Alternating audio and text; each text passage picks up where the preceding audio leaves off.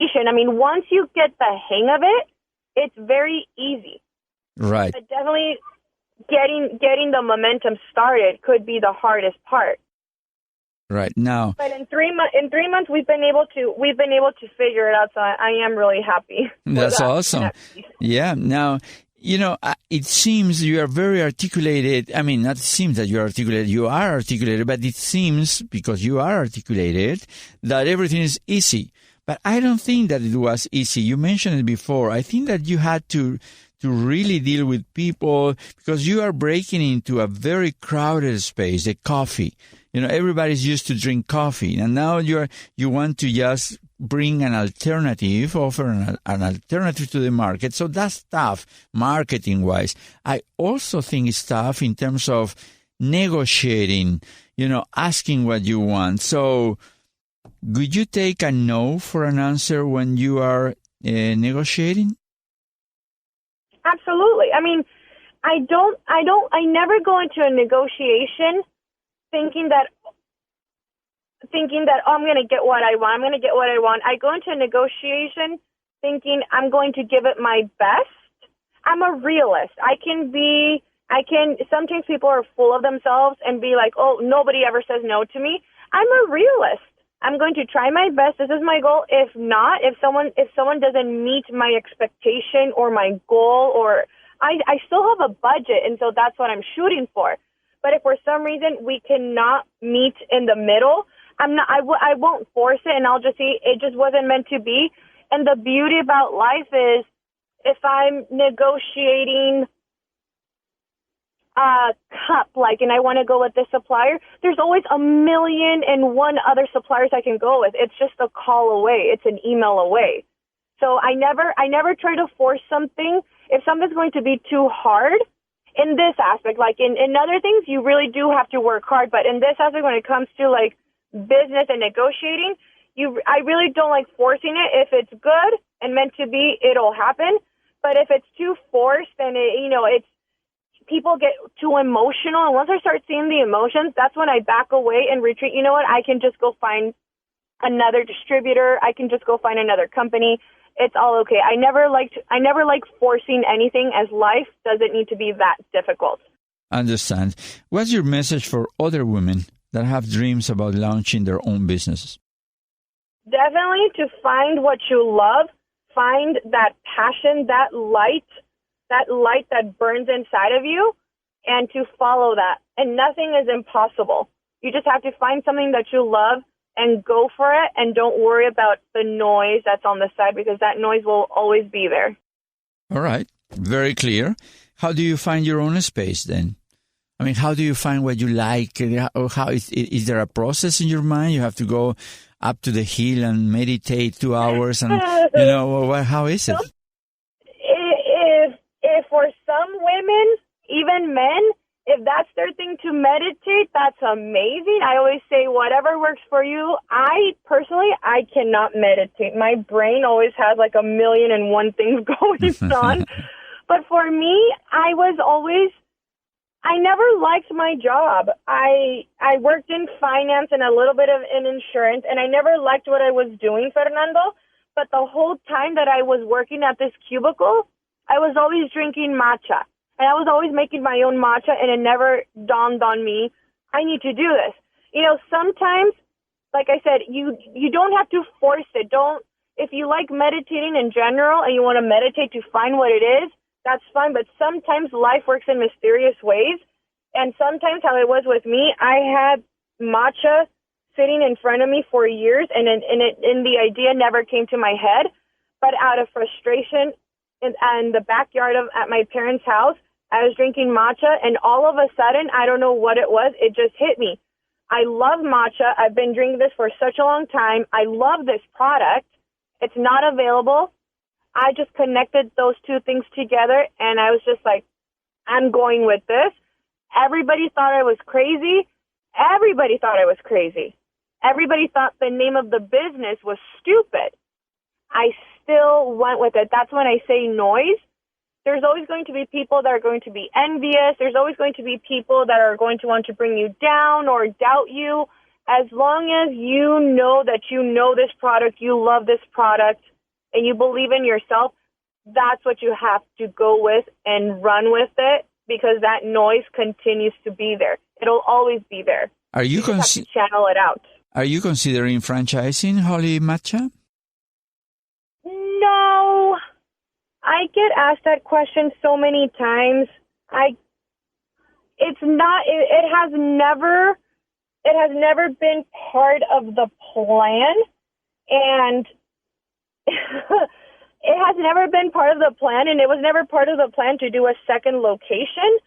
But I feel that right now, in the next 3 years, it's not part of my plan. I wouldn't be opposed to it maybe later, but like I said, it has been something that has presented itself many times by different people in different countries, but I wouldn't consider it at all right now. It's everything that I love. It's my life, and it's everything that I do. So I'm happy owning 100% of it myself. So, and me having control of everything. Great. So do you consider yourself to be successful at this point in your business? I consider my business a success because it exceeded what I thought it would be. Maybe if you would have asked me this before, I would have been like, oh my God, no. But I'm very proud of my business and how far I've gone with my business because I've worked really hard for it. So I am very proud of its success, but I don't take anything for granted, ever. I'm extremely, extremely humble, and I live my life always expecting the worst, so I never settle. So I'm happy for the success it's had, but I always want more.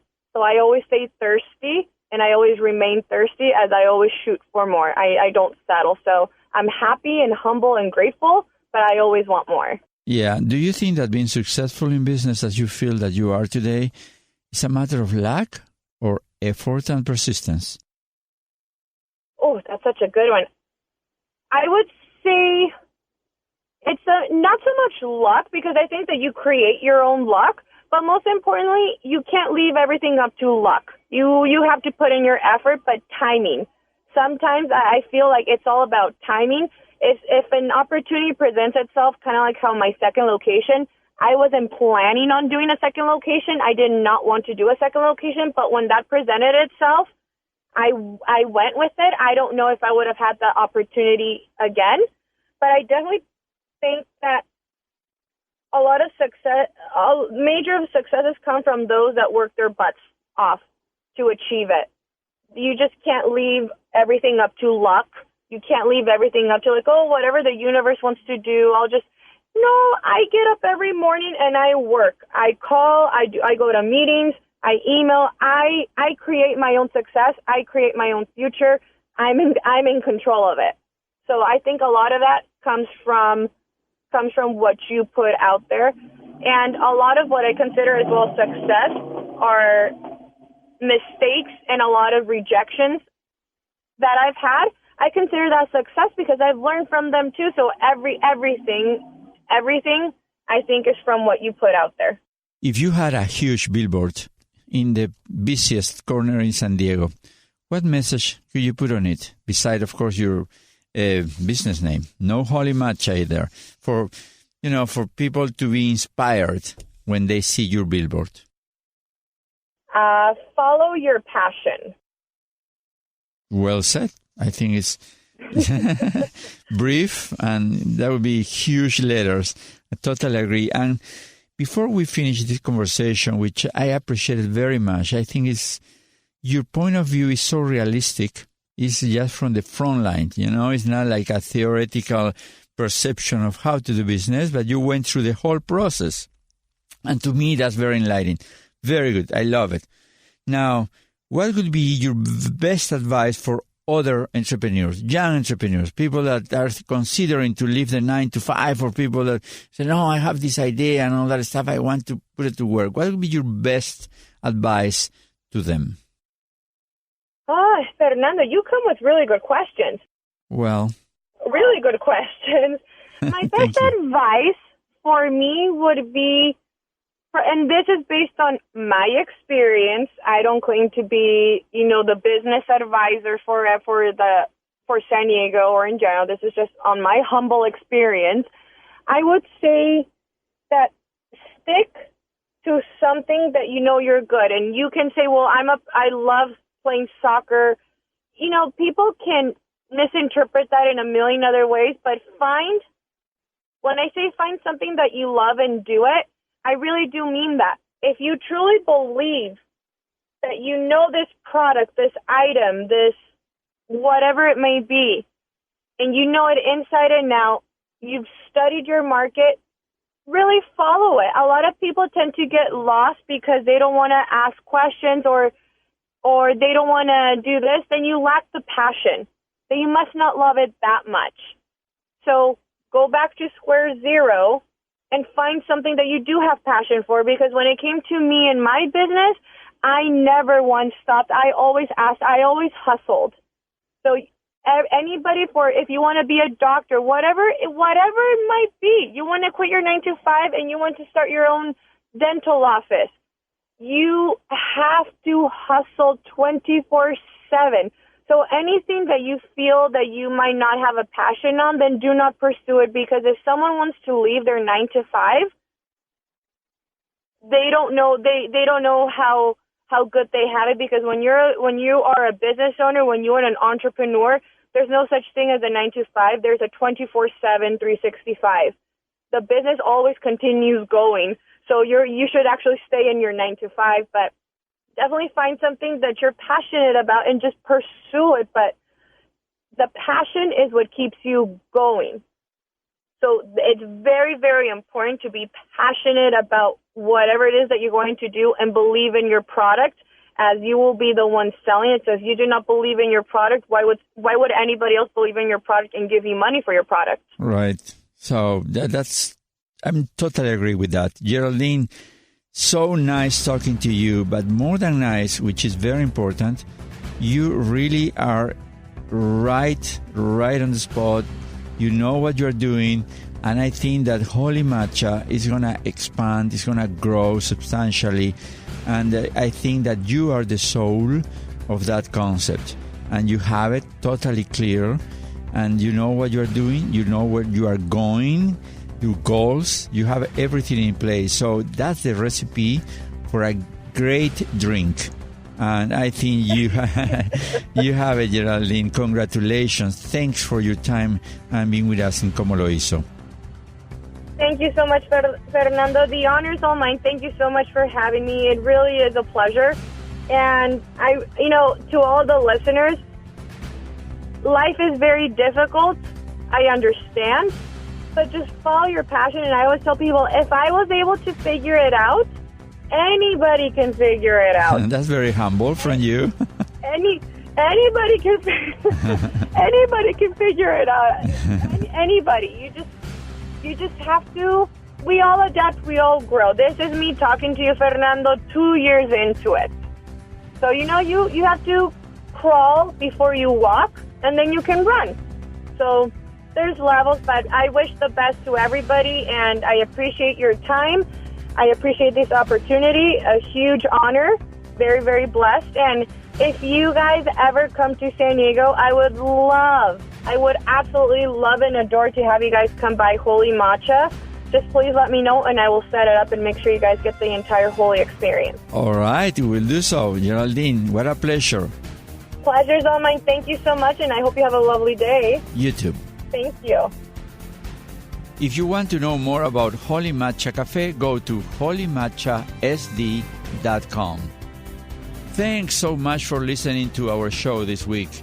If you want to find out more about our podcast, follow us on Facebook, Instagram, and Twitter at ComoLoHizo, or visit our website at ComoLoHizo.com. Please subscribe to our show on Apple Podcasts or anywhere you listen to your podcast. If you want to reach out to comment or suggest a topic, please email hello@ComoLoHizo.com. This show was produced at the iHeart Studios in Los Angeles. I'd like to thank our producers, Fernando Alejandro Schiantarelli and Amelia Machiavello, our sound engineer, Martin Garcia. and Annie Siderovich, our general producer. Cómo Lo Hizo is a co-production from Premier Radio Network and